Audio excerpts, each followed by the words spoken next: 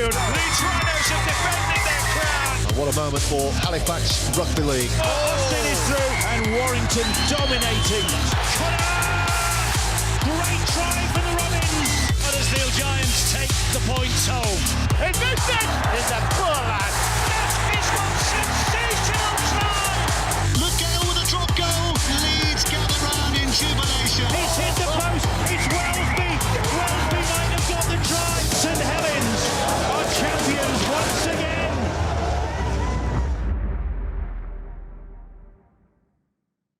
Hello and welcome to the last tackle. What a week of rugby league we've just had. And this week it is the rivals round. Wigan versus St Helens on Friday night. I'm delighted to welcome the many the voice of rugby league, Eddie Hemmings. Eddie, how you doing? I'm very well, Mark. Are you? Surviving the ride at the moment, yeah? Yeah, no, look, very, very well. And especially looking forward to Friday night.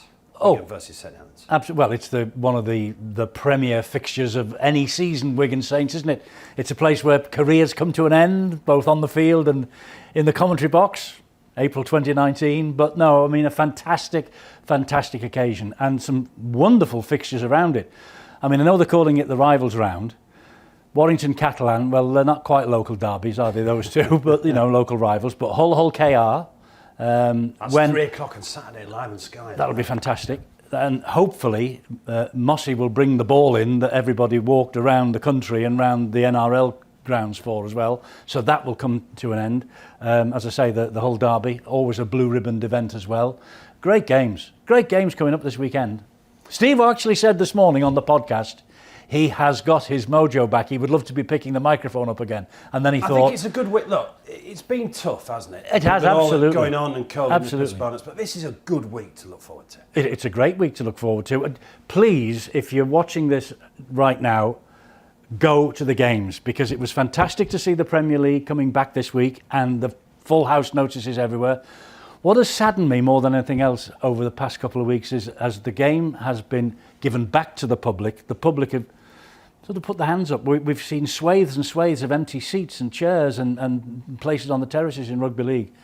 I'm sure people haven't fallen out of love with the game. I think they're probably still just a little bit wary, but this is the weekend now to get out, get and get into the grounds and make it a spectacle again. Yeah, well, talking about a spectacle, we had a fantastic one at the weekend. It was the Betfred Wheelchair Challenge Cup final, and Leeds came out on top, and it was a star performance from Tom Halliwell.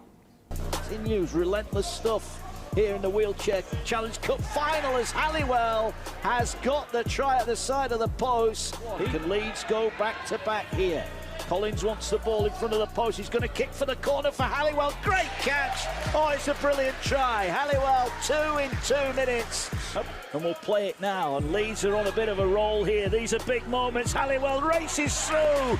He's going for the hat-trick and he will come round and score underneath the post. Last one, what have they got? Halliwell, oh, the dummy and he's in. 4th try of the afternoon for Tom Halliwell. Last one here, have Leeds got another try in them? Halliwell going out wide, dummies to kick, and it is over.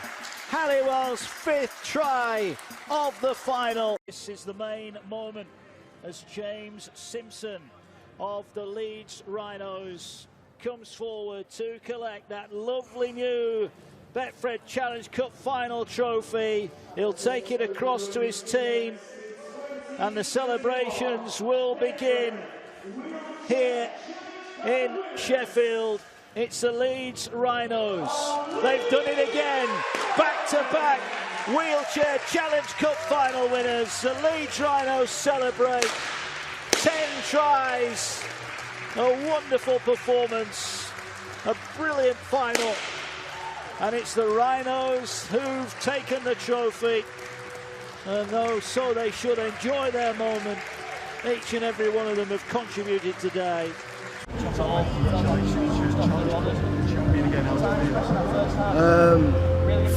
Felt so good the first time, might as well get it twice, haven't we? This is one that seems to get away with us for so long. I mean, we've won the grand final before, and we've won the Challenge Cup in 2019 after years and years of wait, and this is the one that seems to feel special. The Challenge Cup's a special cup, and to go back to back is unbelievable. It's it's a great feeling, unbelievable feeling. It's been an emotional few months. I mean, obviously, lost a loved one early on in the year, and I just put all my focus in this. He loved rugby, he loved what I did, and I just put all my focus in this, and this is what he would have wanted, and this is all for him up there. So all this hard work, all this just reward is paying off now. There we are, and look, congratulations to the Leeds Rhinos. It's finished 60-28 against the Argonauts, and it was brilliant exposure for the game as well. It's really exciting game because it was live on the BBC Sports website as well. Fantastic. I mean, this is a wonderful sport that embraces everybody at all levels, from the elite level through the Championship, through League One, down to the community games, through the amateurs, to the women, and to the wheelchair. The big regret about the decision of the World Cup is that you just don't know what problems that will give, particularly the women's game and the wheelchair game. Let's hope that they all survive, and with sponsorship like we get from Betfred, I'm sure that they will, because finance is key. But brilliant. I mean, as I say, it embraces every level, and even though, you know, they are in wheelchairs and they are scoring tries and they are, you know, they're being patted on the back by their opposition. It's an inclusive game. It's such an inclusive game. It really is. And it brings such delight to people who play it and to people who watch it. Just fantastic. Right, well, you mentioned the World Cup. I've not seen you since we got the definite decision. Let's deal with the good news. At least it's on. Yes. All right, I know it's a year late, because we're really looking forward to it, weren't we? At least it's on. It is, and I think we all agree that you couldn't have a World Cup without Australia and New Zealand. I just think it's a little bit of a strange decision from the NRL clubs. You know, India are up here now playing Test cricket. There was the Olympic Games, and Australia sent 500-600 athletes and coaches to the Olympic Games. They're doing the same in the Paralympics. Australian Rugby Union team. The Wallabies are coming up here. The England cricket team's going down there, all around about the same time. Why have they pulled the pin on it? Why have they said they're not going to come? Is it just purely and simply because they've got a 6-week holiday that they have to give their players? I'm sure the players, if you ask them, I'm convinced the players, if you ask them, would say, we will come what may. Because, you know, Clint Newton, who heads the Players Association in Australia, said the players are desperate to play in the World Cup. Nobody officially, I think, has asked the players. The players haven't had a voice other than through Clint Newton. They should be coming. We should be having the World Cup this year. Next year, it's going to be swamped. I'm sorry. There's a FIFA World Cup happening next year, around about the same time. The Rugby League World Cup could be absolutely swamped by all the publicity for that, obviously. So they should be coming. They haven't done irreparable damage to the game in this country, but they've had a good go at it. They really have. And their insular attitude, I know the state of origin is important. I know the NRL to them is important, just as important as our Super League is. But this is the international game. This is a World Cup, not just involving England, New Zealand and Australia, but all the other nations that were going to come and play as well. It's a shocking decision, and a lot of people are really, really upset about it. But you're right. It's on next year. We will embrace it. We will love what we see. Yeah. I just hope the general public get to see it as well. It was just throughout these tough few months, and it feels like we really have turned a corner now. There might be a couple more bumps in the road. It felt like end of this season, Rugby League World Cup, give the game a huge boost. And now what you say, I mean, obviously we're waiting on timings, but there is a Football World Cup next year. And believe me, the NRL will not alter its domestic season to make sure they get up here a little bit earlier.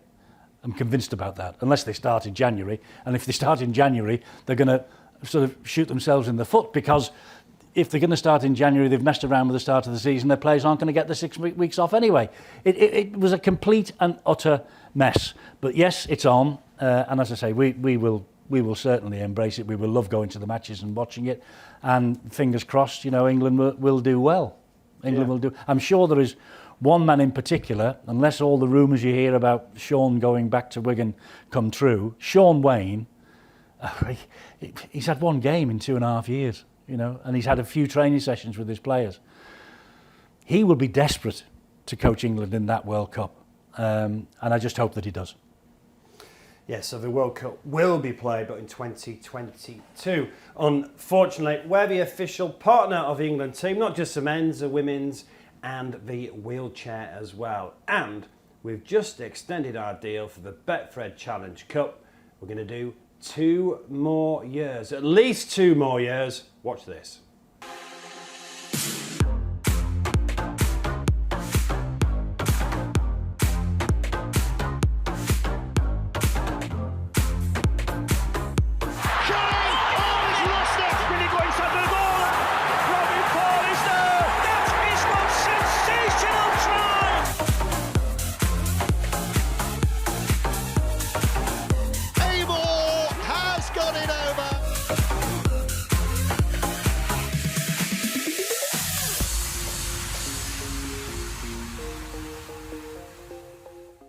So at least 2 more years of the Betfred Challenge Cup. That's for the men's, the women's and the wheelchair. But next year only, it's going to be at the Tottenham Hotspur Stadium.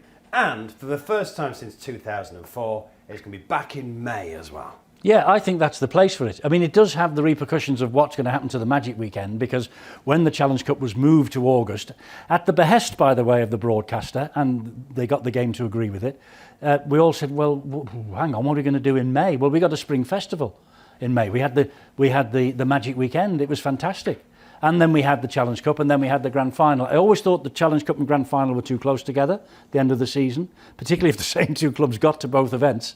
You had to then go into the pockets of the supporters. It was 2 big days out. But the Grand Final didn't suffer, and once they got back to Wembley, neither did the Challenge Cup. The Wembley weekend is what it's all about. It's in London. It's at the Tottenham Hotspur Stadium, which is fabulous. Look, Wembley is what it's all about. Yeah. But plenty of people who I've spoken to are really looking forward to it because they want to go to the Tottenham Hotspur Stadium as well. It looks a fantastic ground, doesn't it? I saw it on well, we've seen it all the way through, haven't we, since the Tottenham moved in there. But on the weekend when Tottenham played Man City, packed to the rafters, it looked a fantastic stadium, wonderful atmosphere. And people tell me it is the best stadium in the country. I think it's the 3rd largest in the country, football stadium. They've spent millions on it. Apparently in the roof of where the seats are, there are television monitors, big television monitors, so you can actually see what's going on, because it's a high view looking down, but you can get a proper view of what's going on if you can't, quite make out what's happening on the pitch. Great venue. Thankfully, it's coming back to Wembley in 2023. Yeah. That's the most important thing. This is 1 year only. And this is, beyond their control. There's that many events that need to take place at Wembley. Exactly, and I think there wasn't a space in May. No. The BBC want it in May now, so it has moved to White Hart Lane, as it used to be, the Tottenham Hotspur Stadium as is now. Whatever it's called now. That'll do. For 1 year only, but then we're back at Wembley. So good on it.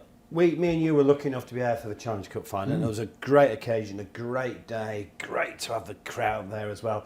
And we're very proud to extend our sponsorship for at least 2 more years. Fantastic. And again, we're not just doing the men's, we're doing the women's and the wheelchair, like we've just seen. Very much so, yeah. And I mean, look, I'm not here to blow smoke, but Betfred are fantastic sponsors for the game across the board. Fred mentioned it on the Saturday night after the Saints-Cast game. He said, "How long we got left on this?" And then we said, well, we've just come in for 1 year to help out.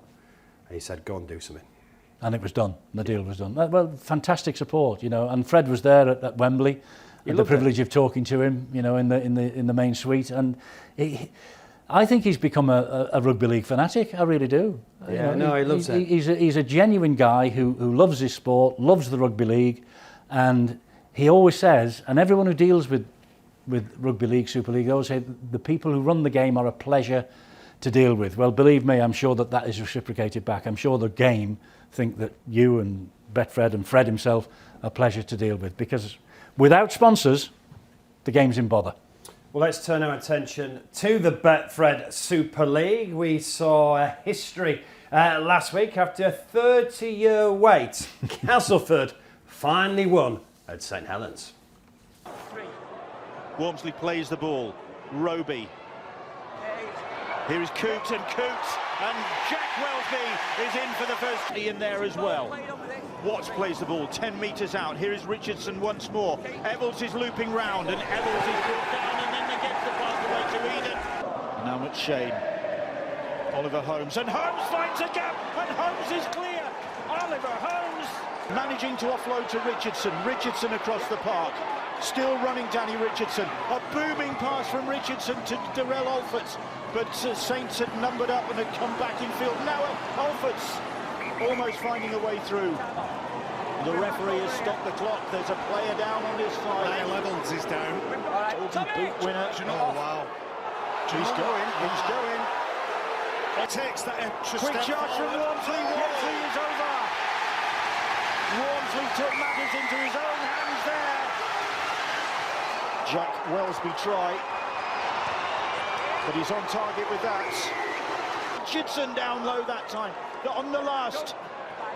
It's Lomax. Lomax for Coote. Oh, it's intercepted by Eden.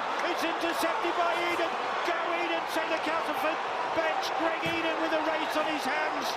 And Lewis Dodd is chasing him down, but Eden will get there. He's second of the night. Daryl Powell celebrates.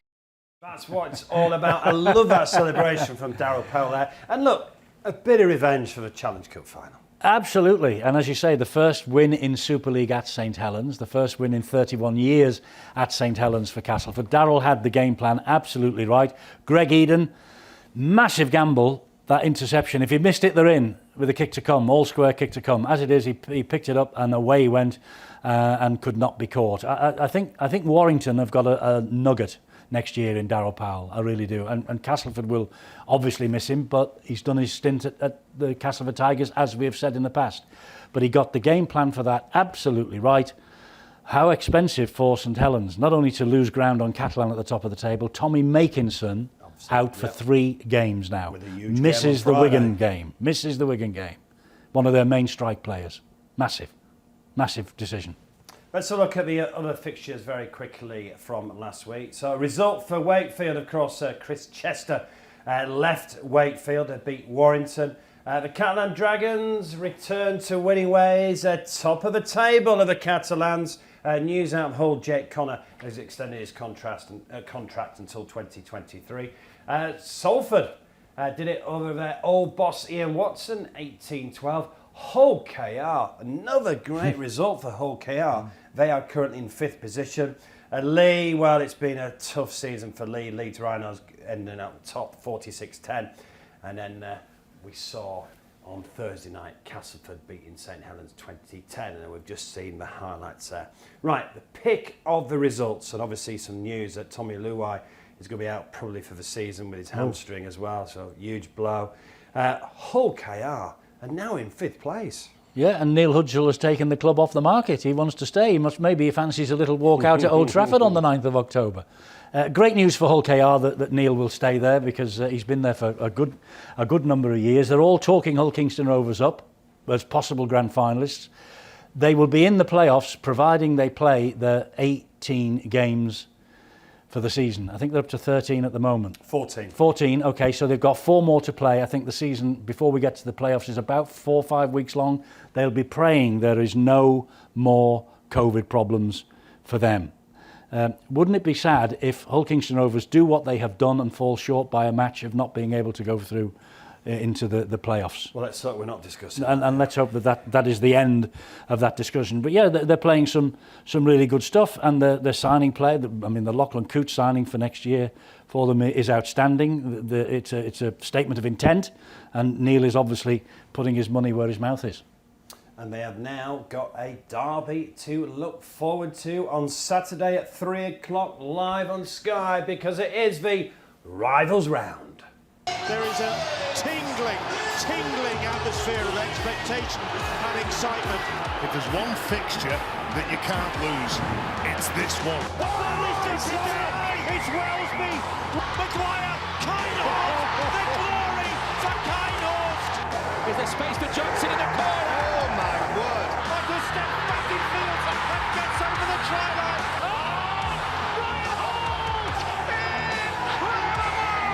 They're intuitive back play. They're swinging them right and left. What a try this will be if they can do it. They are in. They are in. Luke Gale's in position. Drop goal from Gale. He's kicked it. Ashton is there. Matty Ashton under the post. Tom Davis. What a try. He's got it. He's on target. He's got it. What a try from young Donald McIntosh. Lulaway pressing and scoring. Here is personal. That's what some fans want to see. Could be it again here. Burrow outfits from Westerville in the forward Castleton man. The pass, Linnett with the strength. It's going to be another try. Halliwell. Another try for Laura here. Well, this is astonishing play. There we are, 6 crackers. And look, Eddie touched on it. After this stop-start season, no one's fought because of COVID. I think this is a great week, isn't it, as we get towards the business end of the season. Almost like an Easter weekend coming in the middle of August, isn't it? You know, Good Friday or Easter Monday, take your pick. As you say, six fantastic matches, 3 great games on Sky. What would we call Warrington Catalan? The Channel Derby? Warrington and Catalan. That is going to be a chance for Warrington to... They could be meeting each other in the playoffs at some point. They could indeed. A chance for Warrington to make a point, but more importantly, a chance for Catalan to prove that they are worthy league leaders and could be on the way to Old Trafford. Following night, Wigan Saints. No need to say anything about that. Hull KR Hull, you know, let's say blue ribboned events. Leeds against Huddersfield. How do you look? Ian Watson be disappointed this season, won't he? Oh, dreadful. I mean, he will be disappointed. Apparently it takes a wee while for coaches to fit to players and players to fit to coaches. It's not worked for him this year, and I think I'm right in saying Salford have now recorded the Super League double over Ian Watson and Huddersfield. So great for Richard Marshall, disappointing for Ian Watson, that at the wrong end of the table. He will be given the time and probably the money by Ken Davey to resurrect things next year. Hull KR finished 11th, 2020. Look at them now; they're in the playoffs.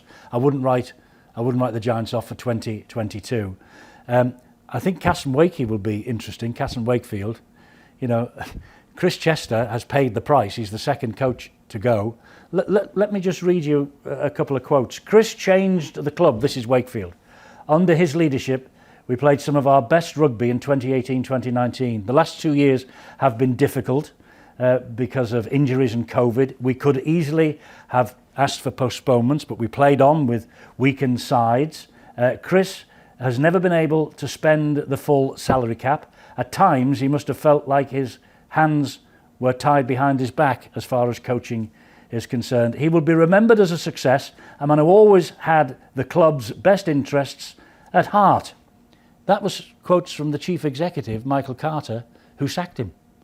That's one of the best references for a new job. Yeah, I was very surprised. I could possibly wish to see. Yeah. You know, 4 games wins this year is not good enough. I accept that. But he has had all sorts of problems. They have, and they've been unlucky on a number of occasions. I remember seeing Chris earlier on, interviewed on television, and once or twice he's looked like a broken man. It wouldn't surprise me if right now, providing Wakefield take care of him financially, and I'm sure that they will, with a testimonial like that he will just be a bit relieved to be out of the firing line for a while, will take a breath, and will come back stronger, bigger and more determined. And hopefully at a club who can pay the full salary cap, who will have a big squad, and we'll see what he really can do. Because those 2 seasons where he finished high in the table, got him into the playoffs, Wakefield, if you say he punched above his weight, he really did in those 2 seasons. He's a good coach, and more importantly, he's a really nice guy. 3 games live on Sky. So Thursday night, Warrington versus the Catalan Dragons. Friday, Wigan versus St Helens. And on Saturday, Hull versus Hull KR. That kicks off at 3 o'clock. So they are your rival round fixtures, with Sunday Lee versus Salford. Right, we're running out of time, Eddie. Come on in. Wigan versus St Helens. It's not on Good Friday, but you know, you commentated on some great games over the years. Oh, fantastic. Look, is this when you were a commentator beginning of a week? Is this? Oh yeah, absolutely. I mean, the place obviously is Old Trafford in the grand final. That's the big one. But on Good Friday, Wigan and Saints. I've done a few Hull derbies as well before the Hull supporters start having a go. I've done a few of them, and they're exciting as well. But generally, they were playing in the morning Wigan were playing in the afternoon. I couldn't be in both places at once. So Bill got the gig in Hull, which was fine. And I used to sit back and watch that and enjoy it. And then we did the Wigan Saints, or the Saints. I remember matches at Knowsley Road. I remember Paul Sculthorpe and Andy Farrell trading punches like you would want to. Boxing. Oh, it was fantastic. It really was. I mean, it probably wasn't in the current idiom of the way the game is being played now, which a lot of people are saying it's being a little bit sanitised. You can't throw a punch, as so many players know to their cost. But there is never any quarter asked or given. I'm slightly worried for Wigan. You tell me now that Tommy Luluwai probably out for the season. They've struggled with injuries. Their forwards aren't what they used to be. There are a lot of youngsters there. Jackson Hastings playing here, there and everywhere. Full-back.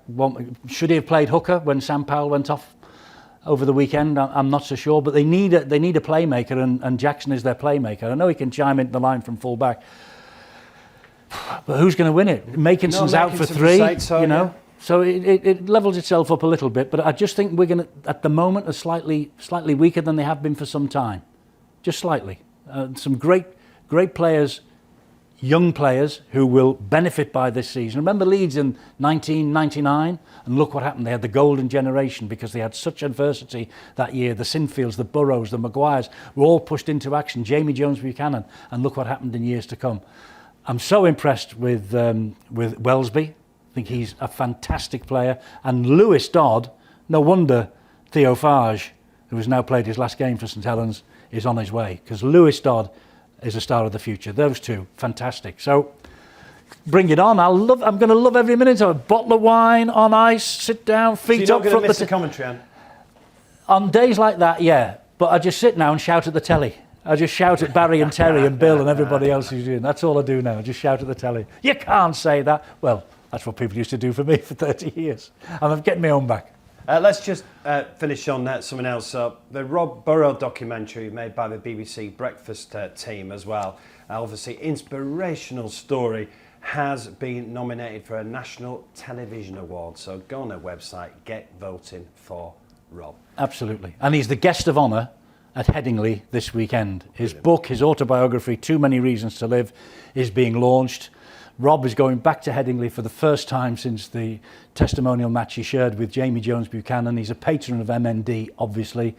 He's going through a dreadfully, dreadfully difficult time. The man is a legend. The man is an icon of rugby league, you know. And if Leeds supporters need an excuse to go to Headingley on Friday night to watch the game, there it is. There it is. Rob Burrow will be in town for the first time since January 2020. Go and give him the reception that he deserves. Inspirational, isn't he? Wasn't he? Isn't he? Absolutely.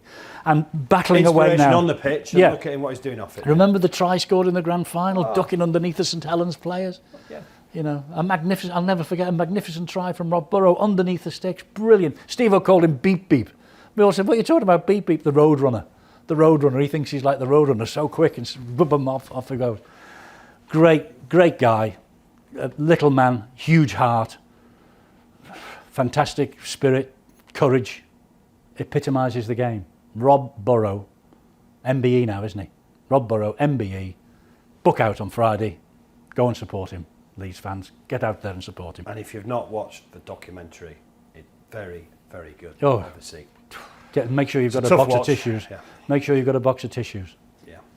Eddie, really enjoyed your company as always. And you, Mark. Thanks for asking. Thanks very much for coming in. Thanks very much. So we'll be back next Tuesday. But we're going to leave you with Try of the Week. See you soon. Hello and welcome to the Our League Try of the Week. I'm Dave Woods. Let's have a look at this week's contenders. First up this week, some absolute brilliant handling by Leeds against Castleford and a fantastic finish by Ash Handley in the corner. Try 2, London against Toulouse. It actually starts with London in possession. Jared Samet with a kick and the chase here, but it bounces nicely for Mark Corella, who turns it into goal dust with this break from fullback right down the field. He's got Eloi Pelissier in support, and in turn it's Jonathan Ford who strides away to score. Try 3, spirited effort by Lee against Holkingston Rovers. Keenan Brand with a break and the pass. Junior Sow with a very powerful finish. This is try 4, and this is Featherstone up against Batley. Batley very close to that Featherstone line until suddenly Dane Chisholm stepped in, and then with no one to beat, it's all about his pace to take him all the way down to the other end of the field. Try 5 sees a game at Butts Park Arena. Coventry the hosts, but it's North Wales Crusaders who are scoring here, and Geordie Gibson who finally gets on the end of this handling move to finish by the side of the sticks.